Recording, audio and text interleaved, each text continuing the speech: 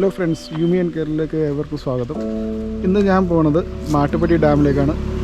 ഇവിടുന്ന് 46 കിലോമീറ്റർ ഉണ്ട്. ഞാനിപ്പോൾ കഞ്ഞിക്കുഴിയിൽ നിന്നാണ് തുടങ്ങിയേക്കുന്നത്. ഒറ്റക്കാറ് സോളോ ട്രിപ്പാണ് ഇന്ന് എനിക്ക് ഓഫാണ്. അപ്പോൾ അത് കാരണം ഞാനൊന്ന് സോളോ ട്രിപ്പ് അടിക്കാൻ നോക്കും. മാട്ടുപ്പെട്ടി അധികം ദൂരമില്ല, ഒട്ടുമിക്ക എല്ലാ ആൾക്കാരോട് പോയിട്ടുണ്ട്. പക്ഷേ ഞാനിന്ന് ജസ്റ്റ് ഒന്ന് റിലാക്സേഷന് വേണ്ടിയിട്ടാണ് ഈ ട്രിപ്പ് പ്ലാൻ ചെയ്തേക്കുന്നത്. അപ്പോൾ നമുക്ക് ഇന്ന് മാട്ടുപ്പെട്ടിയുടെ കാഴ്ചകളെല്ലാം കാണാം.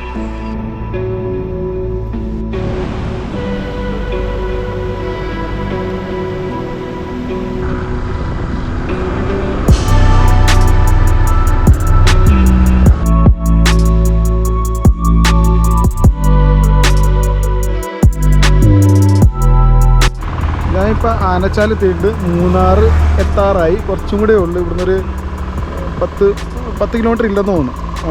അപ്പോൾ ഇവിടുന്ന് തന്നെ നമുക്ക് കാണാൻ പറ്റും വലിയ വലിയ മലകളും നന്നായിട്ട് മെയിൻറ്റെയിൻ ചെയ്ത ടീ എസ്റ്റേറ്റും കാര്യങ്ങളൊക്കെ. അപ്പോൾ ഇവിടുന്ന് തന്നെ നമുക്ക് അതിൻ്റെ ആ ഒരു ത്രില്ല്, ആംബിയൻസ് നമുക്ക് ഫീൽ ചെയ്യാൻ തുടങ്ങും. ഫെബ്രുവരി മാസമാണ്, അപ്പോൾ അത്യാവശ്യം ചൂട് തുടങ്ങിയിട്ടുണ്ട്. അത് മാത്രമല്ല ഈ വർഷം നല്ല ചൂടുണ്ടാവും. അപ്പോൾ പക്ഷെ നമ്മൾ ഇവിടെ വരുമ്പോഴത്തേക്കും ഇവിടുത്തെ ആ തണുപ്പ് നമുക്ക് നന്നായിട്ട് ഫീൽ ചെയ്യാൻ പറ്റും. നല്ല അടിപൊളി തണുപ്പ്. നിങ്ങൾക്ക് കാണാൻ എൻ്റെ പുറകിലുള്ള വ്യൂ.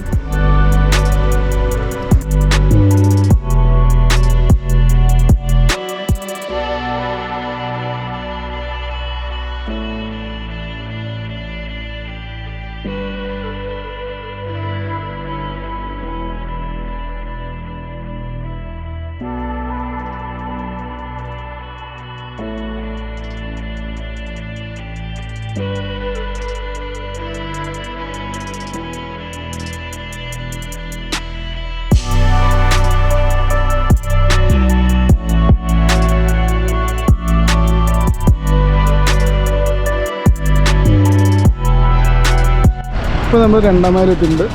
ഇവിടുന്ന് 8 കിലോമീറ്റർ ഉണ്ട് മൂന്നാർ. ഇവിടെ മറ്റേ ഫോട്ടോഗ്രാഫേഴ്സൊക്കെ ഉണ്ട് ഫോട്ടോ എടുക്കാനായിട്ട്.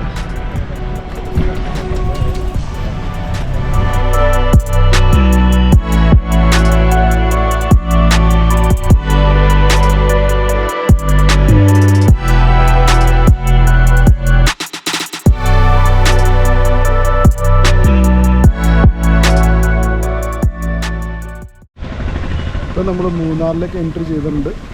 ഇവിടുന്ന് ഇനിയിപ്പോൾ എനിക്ക് മാപ്പൊക്കെ ഒന്ന് ചെക്ക് ചെയ്യണം. ഏത് വഴി കൂടിയാണ് മാട്ടുപ്പെട്ടിയിലേക്ക് പോകുന്നത്. ഞാൻ മുമ്പ് പോയിട്ടുണ്ട്, പക്ഷേ ഞാൻ മറന്നു. കുറേ കാലം മുമ്പാണ് ഞാൻ അങ്ങോട്ട് പോയത്. മാട്ടുപ്പെട്ടിയിലേക്ക് പോവാം. പറ്റുമെങ്കിൽ ഞാൻ മൂന്നാറിൻ്റെ ടൗണിൻ്റെ കാഴ്ചകളൊക്കെ ഒന്ന് കാണിച്ചു തരാം. പക്ഷേ ഞാൻ ഒറ്റയ്ക്ക് പോകുന്നു, എനിക്കത് ഷൂട്ട് ചെയ്യാനൊക്കെ ബുദ്ധിമുട്ടുണ്ട്.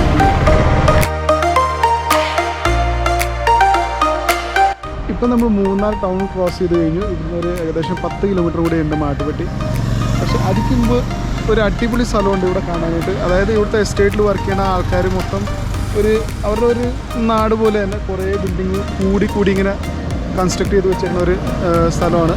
അതായത് നിര പോലെയാണ് എല്ലാം ഇരിക്കുന്നത്. അപ്പോൾ നല്ല കാണാൻ ഭംഗിയാണ്, നല്ല കളർഫുൾ ആയിട്ടൊരു വ്യൂ ആണത്.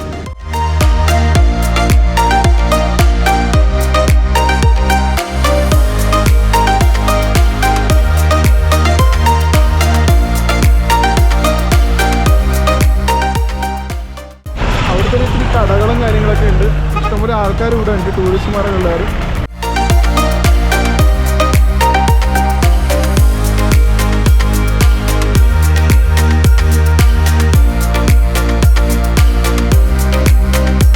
മൂന്നാറിൻ്റെ 2 വീലറിൽ വണ്ടി ഓടിക്കുന്ന ഒരു എക്സ്പീരിയൻസ് എന്ന് പറയുമ്പോഴത്തേക്കും നമുക്ക് ഇവിടുത്തെ ഈ തണുത്ത കാറ്റ് നമ്മുടെ മുഖത്ത് ഇങ്ങനെ കൊള്ളും. നമുക്ക് ശരിക്കും ഫീലാവും.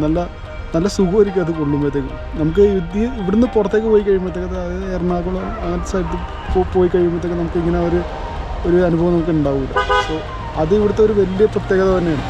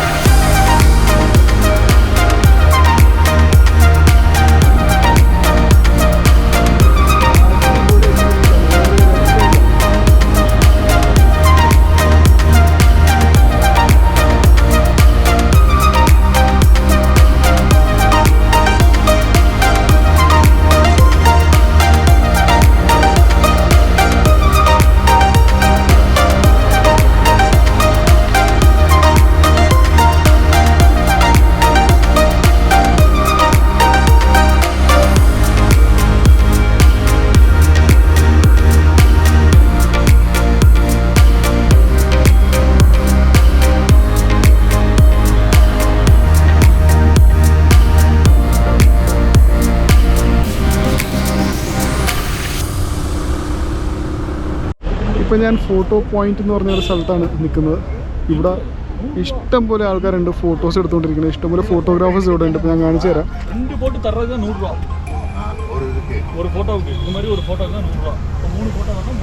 പ്രിൻ്റർ സഹിതം ഡ്രോൺ സഹിതം എല്ലാം ഇവിടെ ഉണ്ട്. ഇഷ്ടമുള്ള ആൾക്കാർക്ക് ഫുട്ടേജസ് ഒക്കെ എടുക്കാം.